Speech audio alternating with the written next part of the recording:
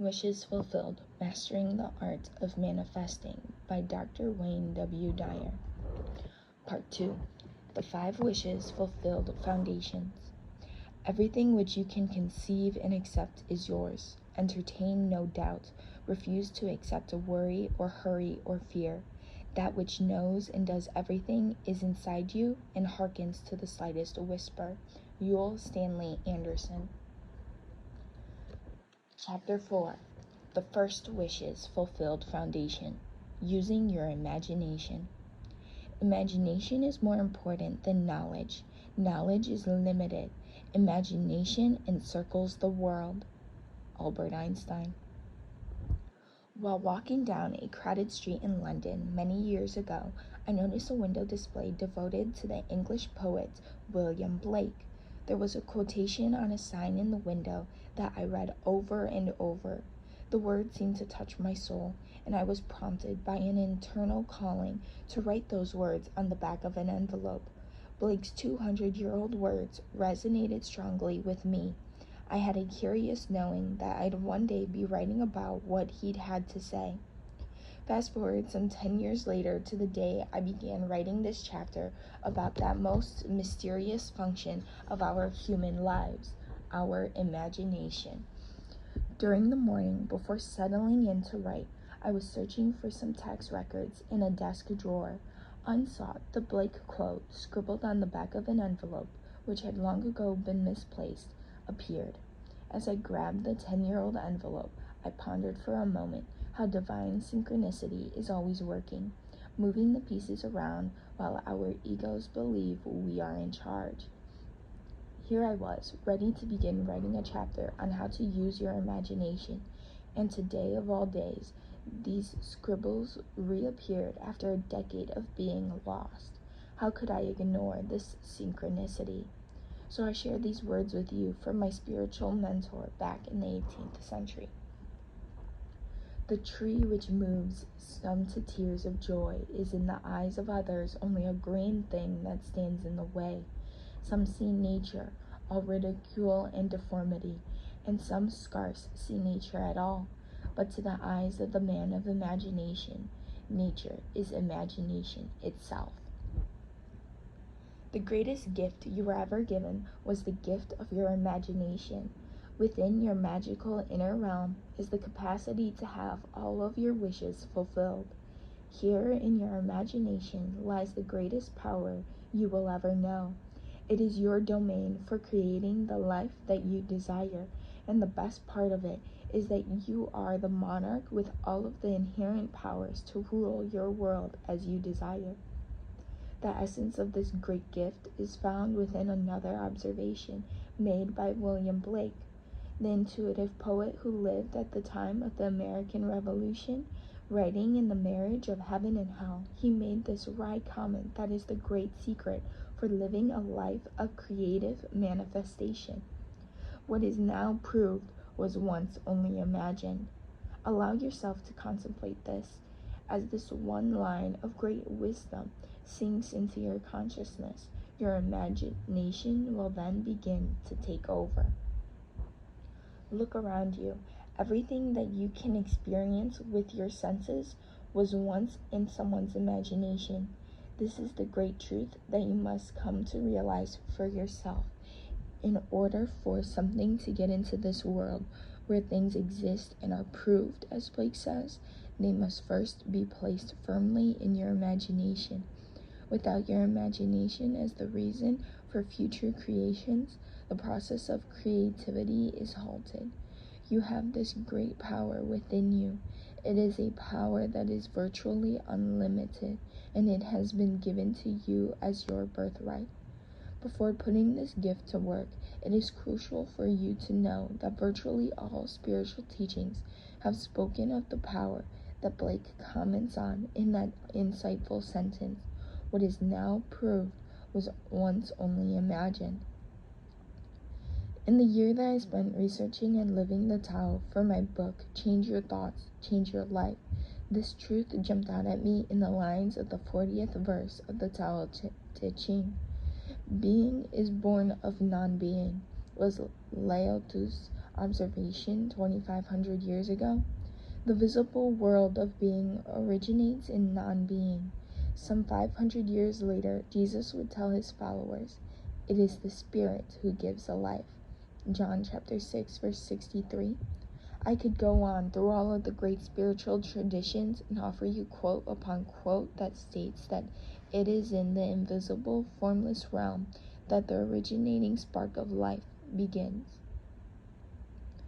Today, the world of quantum physics confirms that the universe is made of formless spirit energy and that particles, that is things, do not originate from particles, things. Everything springs from something that is akin to your imagination. You can't touch, taste, see, hear, or smell it. It has no boundaries. You can't prove it with mathematical formulas or scientific verification. Yet we all know that it exists.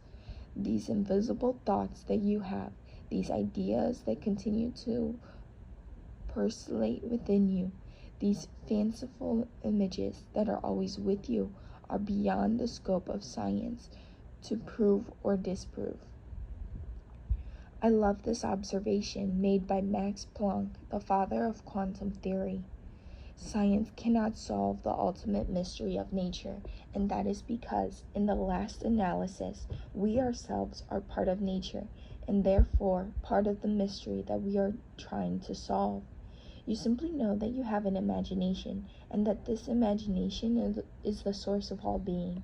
It is up to you to channel and use this magnificent endowment to work in the creation of all that you choose to place in that imagination. Taking charge of your imagination. My favorite definition of success, which I've cited on numerous occasions, was offered by Henry David Thoreau in the mid-19th century at Walden Pond.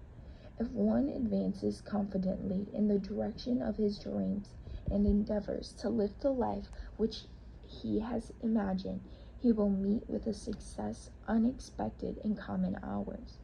I've italicized two words in Thoreau's definition of success: dreams and imagined.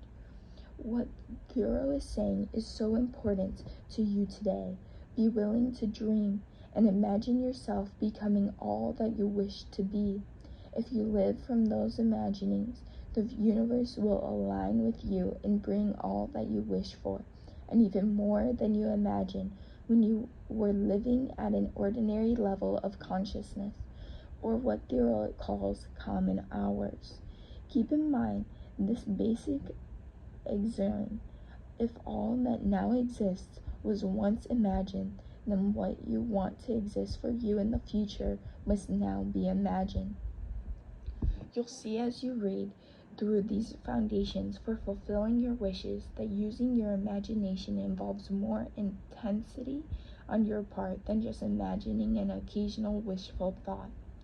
You must first unlearn some of the ways that you've been misusing or squandering the capacity your imagination has for providing you with an unlimited ability to manifest all that you desire.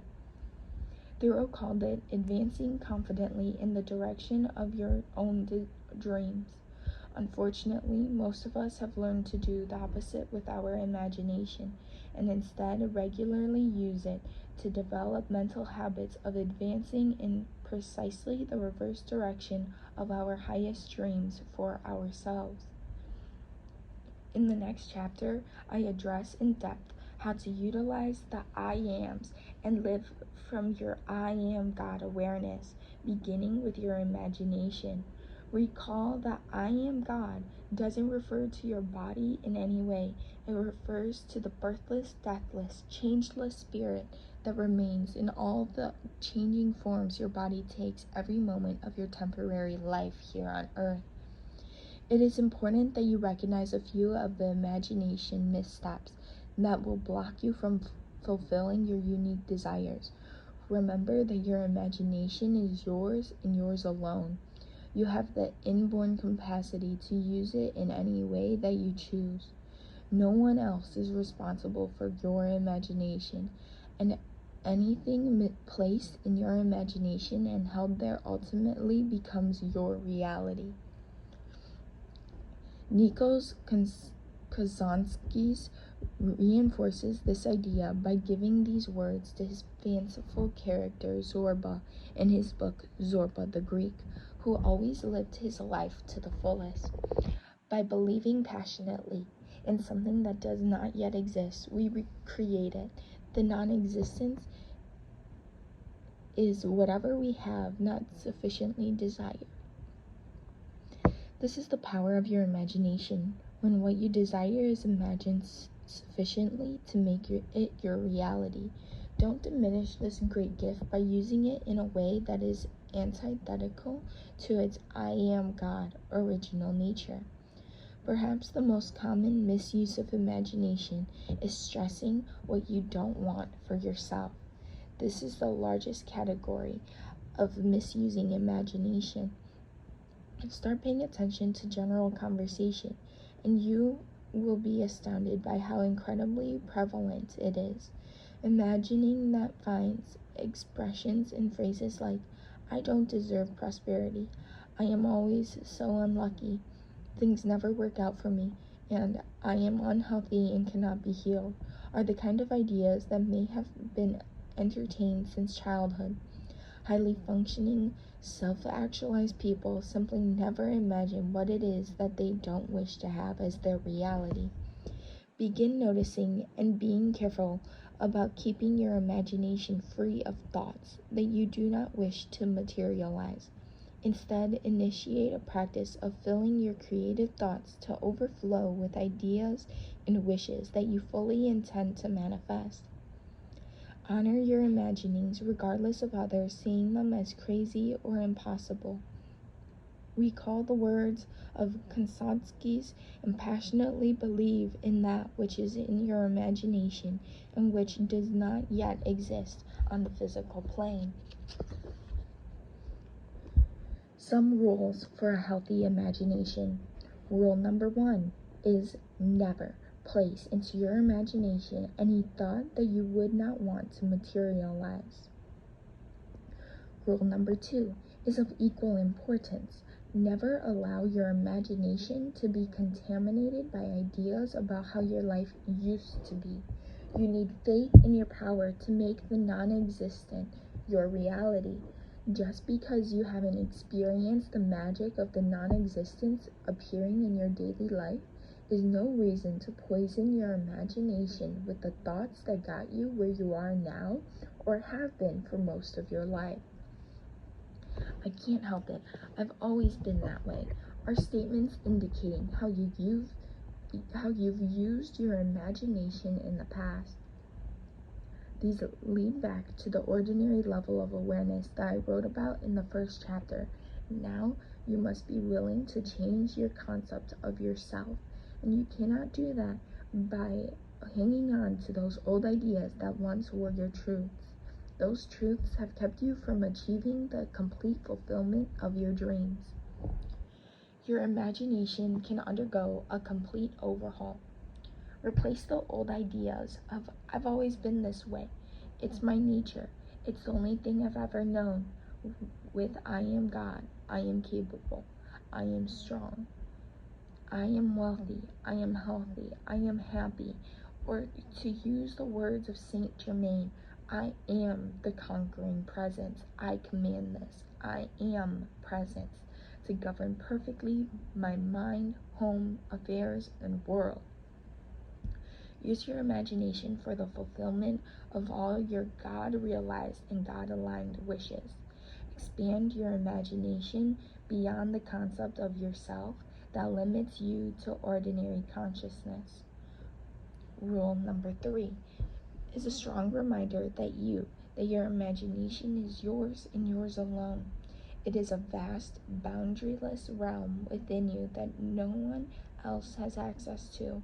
No one can peer into your imagination and place things in there that they prefer for you, nor can they extract any ideas that are percolating in that grand imagination of yours. Your imagination is your own fertile field for growing any seedlings that you choose to plant for a future harvest. This rule advises you to never allow someone else's ideas about what is possible or impossible for you, how you should be thinking, or who you should be, or anything else to occupy your imagination. Regularly inventory the thoughts in your imagination. Notice how many of those ideas were originally suggested by well-meaning others, dating all the way back to your early childhood, up to and including today. You may have been told that you have always been a dreamer, as if this were a fault. I can speak here from experience. Family, friends, teachers, and even advisors frequently disparaged ideas that burned brightly in my imagination. I often heard comments such as, "Wayne, you're such a dreamer, get real, you are never going to make it as a writer, or a television performer, or a movie personality. Be realistic, we know what's best for you." When I was being discharged from the Navy at the age of 22, my superiors warned me that starting college at my advanced age was loaded with uncertainty, particularly since I had no higher education experience and I would be competing with younger, recent high school graduates. Since I already had a skill as a cryptographer in the Navy, they advised me to pursue what they felt was best for me. But I had a dream, an imagination filled with the idea of teaching, writing, and speaking to large audiences. I saw myself on stage. I saw myself as a prominent author, and this vision could not and would not be sabotaged by someone else's vision of what I should or could become. As a young boy in a foster home, I almost always ignored other people's ideas about what I should be thinking or doing. I simply was indifferent to their opinions regarding what I could imagine for myself.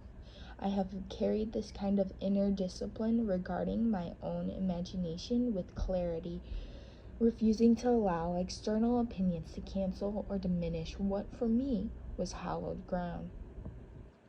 Recently, others advised me that acting in a movie was not sensible for me as a 68-year-old man with no acting experience.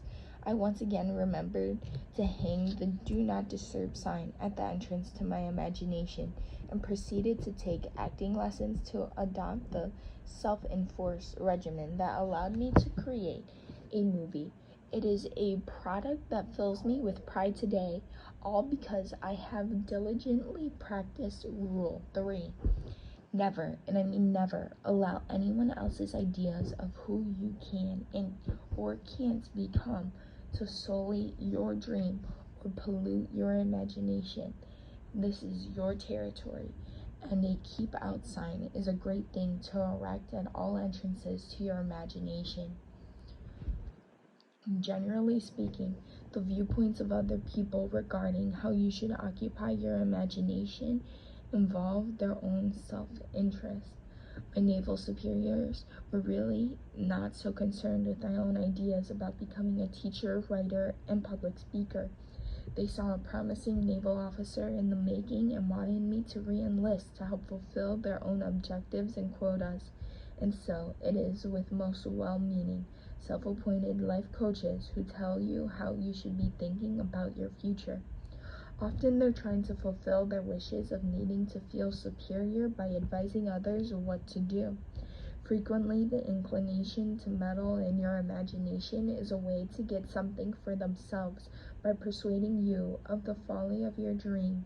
Enlist only those, including yourself, who are primarily interested in what you see or hear in your imagination about your life. Rule number 4 may surprise you. It concerns what you don't want to let monopolize your imagination.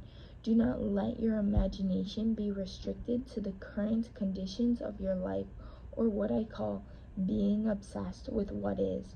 Your imagination is unlimited, and if you've opted for an ordinary level of living, it is tempting to stay in what is rather than what you unabashedly intend to manifest for yourself.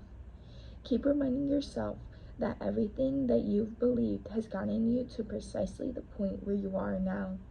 This is a rather persistent theme in this book, so it bears repeating here. If you want to elevate your life and become a manifester, then you have to change what you've believed to be true about yourself that has landed you where you are. The sentiment of this is reality, this is just the way things are, there is nothing that I can do to change what is, and the like are pernicious thoughts that will taint and defile your great gift of I am that I am, which is your divine inheritance from your Creator. Just as growth isn't possible if one continues doing things exactly the same today as yesterday and tomorrow, so is your imagination charged with the same challenge. In your imagination, you can replace the thought of I will one day be in a better place with I am already in my mind where I intend to be. This may sound irrational because you are accustomed to evaluating your life on the basis of what your senses tell you is your reality. After reading chapter 5 and familiarizing yourself with this imaginative way of approaching your life, you will be able to integrate this idea in your own special way. As a brief teaser here, I ask you to remember that God didn't say to Moses, "My name is I will be," because to do so would be to admit that God is lacking something now that he will ultimately become. He said, "I am that I am." You too have been bestowed with the I am legacy. You can make the choice to reprogram your imagination to take you where you intend to be in the now. Creation originates in the world of spirit, or to say it differently, your imagination is the source of all that has yet to manifest for you. By staying only with what your senses tell you is your reality, you place a barrier to letting your imagination create all that you wish, all that you desire. Your imagination is unlimited. What is today is restricted by just that. What is today? Albert Einstein made this astute observation. Logic will get you from A to B. Imagination will take you everywhere. Your logic, that is, the facts that you've accepted as true, have gotten you to point B. Now you're going to reprogram your imagination to take you everywhere that you are brave enough to envision for yourself. In the quotation on success that I shared with you earlier, Henry David Thoreau's last sentence is fitting for this first foundation for a wishes fulfilled life. You will meet with a success unexpected in common hours. Thoreau suggests that the universe will begin to conspire with you to fulfill your wishes. It isn't just your imagination that will bring you what you desire. It's the fact that you're realigning with the I am that I am. When you become it in your mind, you gain the same powers as that which you are now casting your lot with, God or the Tao. Your highest self in your imagination, the essence of you, the you who is a spiritual being having a temporary human experience, is cultivated in your imagination. The I am that I am, that is that you, that is God, is impervious to the senses. There's an invisible realm within and around you, that I am presence, which Einstein said will take you everywhere. Within this realm, guidance is always available when, 1, you are open to it, and most important, 2, you are aligned in body, mind, and spirit. This means living in harmony with your own personal dharma, feeling on purpose, living the life you were intended to live, and feeling the presence of your highest self at work. This guidance comes in ways that you don't experience when your life is off purpose, or when you prefer negative emotions such as fear, anxiety, worry, hatred, sadness, and the like. Each of these dubious emotional states takes you away from your God-realized self. Remember, God's name is I am. So how could God say, I am afraid, I am worried, I am angry, I am sad, and still be God? Impossible, because God is love and God is oneness. In order for God to be afraid, worried, angry, or sad, she'd have to divide herself and have something other than self to fear, worry about, hate, or be sad toward. This would make God two, that is, herself as well as an other to feel gloomy or angry toward. And God cannot do this and still be God. So it is with you as well. Every time you put a non-God descriptor after I am, you negate your divine nature. The words I am are your sacred identification as God, your highest self. Take care how you use this term, because saying anything after I am that's incongruent with God is really taking the Lord's name in vain. Practice using imagination to define yourself only in ways that are compatible with your highest self, and the universe will supply the happiness, love, and success that you previously imagined alluding to you. This is the meaning of Thoreau's statement, meet with a success unexpected in common hours. Common hours are the times you spend in ordinary awareness, unaware of the nature of your God-realized being. I emphasize this based on my own experience. As I proceed through my 70s, I am beginning to recognize more readily the relationship between my conscious invitation to the God within me and what the universe has in store for me. It is simply a sacred imperative for me to live from the knowing that I am God in the truest sense of the word. The result is being fully aligned with my own Dharma in ways that often appear not to be connected. Carl Jung called this phenomenon synchronicity, a collaboration with fate that seems to take place with strange and wonderful coincidences happening. There's a feeling of invisible beings taking the reins of my life in a profound way. I can feel them, and they make themselves known to me in a variety of ways that I once would have labeled far-fetched and impossible. The presence of beings, including those who have passed on, has become my reality. These angelic beings steer me in ways that keep me aligned with my Dharma and with my highest self. I feel I'm in a new state of awareness rather than being directed by unseen beings. Then I see how I'm being influenced while still acting from my own treasured free will. A recent example of this comes to mind.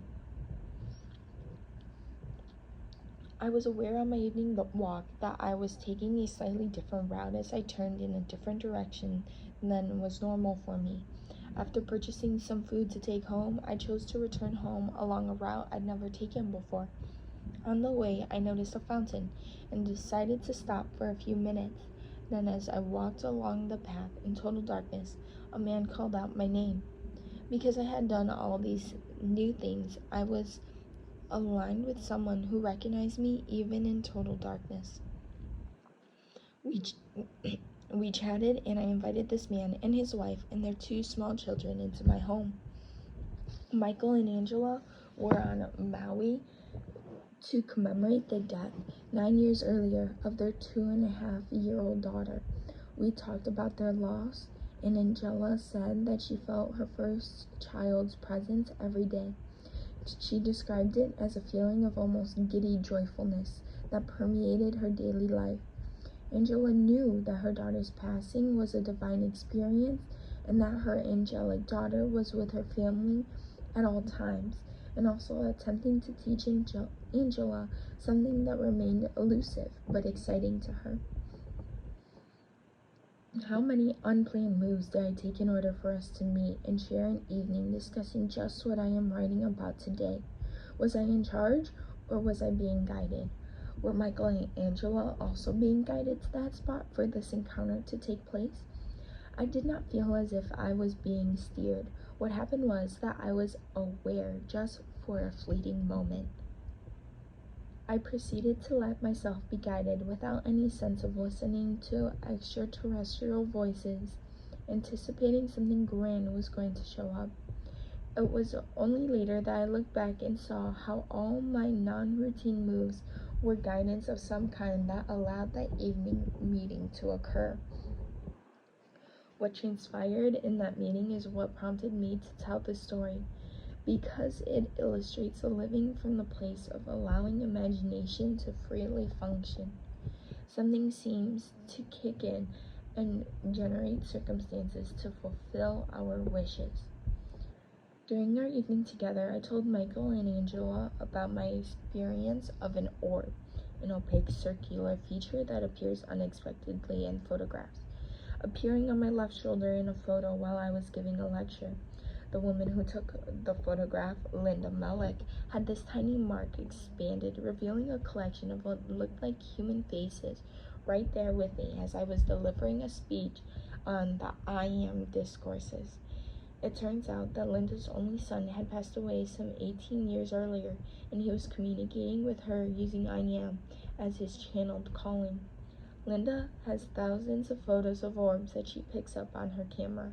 She feels her son's presence in orbs that appear majestically in a variety of forms. She is in the process of having her son help to reveal to her what these appearances mean. Linda took several photos of me on the island of St. Martin, and these megaphone-shaped orbs were visible on both my left hip and right side. See photo insert. The shapes are identical to those that appear on her photographs taken from her bedroom window in Michigan, where her son once lived. Linda has absolutely no doubt about the presence of these orbs. At the same time, she is in the process of learning what their presence means and how to best use this information in the fulfillment of a higher calling. This subject of orbs and their purpose is fascinating. I've just completed my first reading of a book by Dr. Klaus and the Gundy Heinemann called Orbs, Their Mission and Messages of Hope, complete with 65 color photos of these rather mystical, invisible critters, with convincing commentary and visual evidence to convert the skeptic. I have the photos of these orbs and their highly enlarged images in my home, and I have been astounded to discover how my feelings of not being alone in this new I Am journey are being verified, not only with my increased awareness, but with photographic evidence as well. As Linda said to me when we received her video of the orbs, as well as a mountain of photographs containing orbs and her transmissions from her son, it's like following in these spiritual breadcrumbs. Suddenly, all of the crazy things that are happening to you begin to make sense. I have never met anyone who was more totally convinced that she was receiving guidance from her loved one on the other side, and that these orbs and their fascinating shapes in human faces have powerful messages of hope for all of us. During my chance encounters with Michael and Angela, I felt compelled to tell them about my recent orb experience, particularly after Angela told me how profoundly she felt her daughter's presence, even though she had been dead for 9 years. I showed them the photos and told them how much of what was now showing up in my life was, to quote Thoreau again, unexpected and common hours.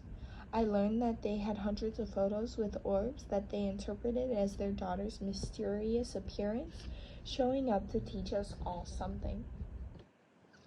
Perhaps all of the things that aligned in order for me to meet this family occurred so that someone reading this book would read these words and consider the possibility of guidance being available from another realm and commit to using their imagination in a new way. That someone may be you. Let your imagination explore your invisible realm in a way that will allow this new energy to permeate your life. Move to a place within yourself where wishes fulfilled in a new way of being rather than just the title of a book. C. Norman Shealy, MD, PhD, is a distinguished professor and university president who has this to say concerning orbs. When Anthony van Leeuwenhoek used the microscope to introduce us to bacteria and microorganisms, he opened another dimension. Now we are being introduced to yet another mysterious dimension, that of the orb. I expect this new experience will yield an event more exciting world than did the microscope. Here you will find uncoiled beauty and mystery. Uncoiled beauty and mystery, indeed, and I'd add, sure, real evidence that intelligent guidance is sitting right there on your shoulder. Allow yourself to follow your dreams and encourage your imagination by having a mind that is open to everything and attached to nothing.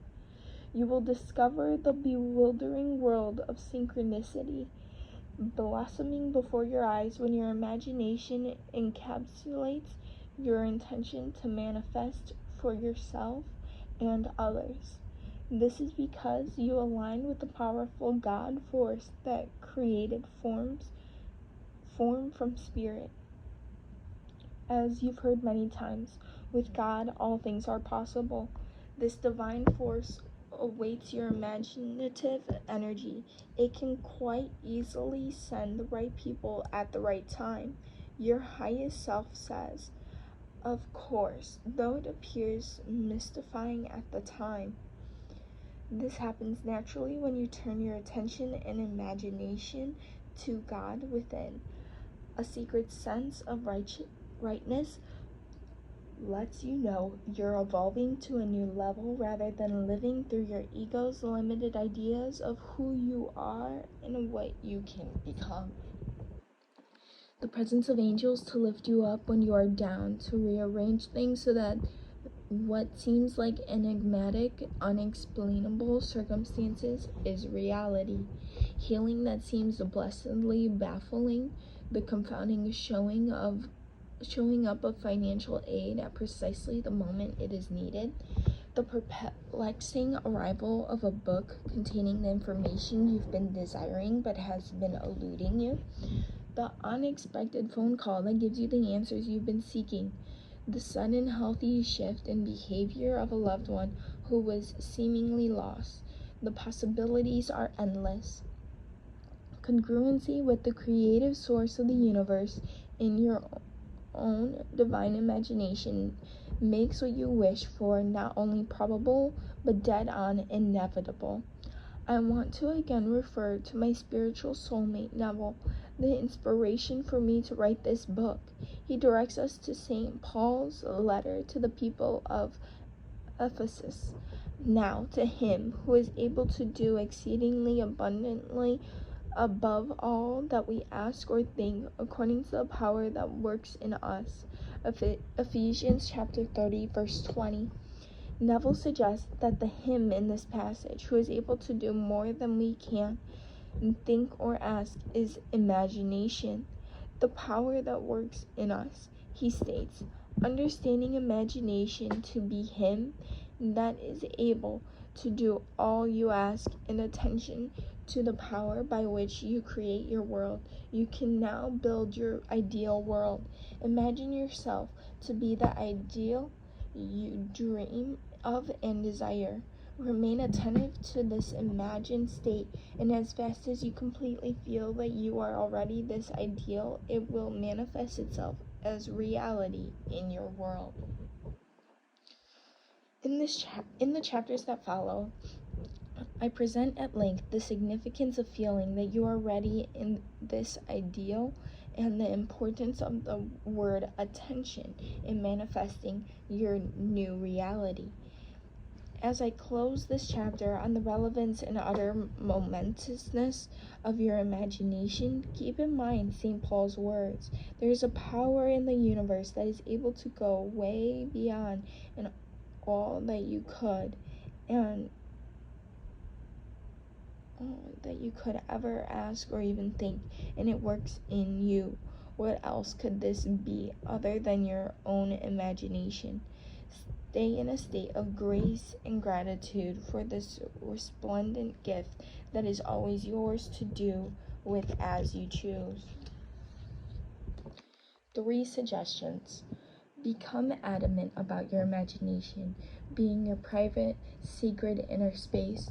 Be clear that no one is ever allowed to besmirch it in any way. Speak to your imagination with reverence. Pay homage to it. Stay in a constant state of gratitude for this beautiful inner sanctum that is your highest I am that I am, which you share with the creative source of the entire universe. Place no limits on what you allow yourself to imagine, and store those exalted ideas in a private place within you that no one is capable of sullying or discouraging. Place a keep out sign at the edge of your imagination to remind yourself that this is a private venue. Invite the mysterious unseen world of spirit to guide you. Create an atmosphere of allowing it in without pushing it. Recall St. Paul's advice, that which is seen hath not come from that which doth appear. Funny language perhaps for us in the 21st century, but nevertheless a powerful message to keep in your heart. It all comes from spirit, and your own imagination is that very spirit if you stay aligned with the unseen.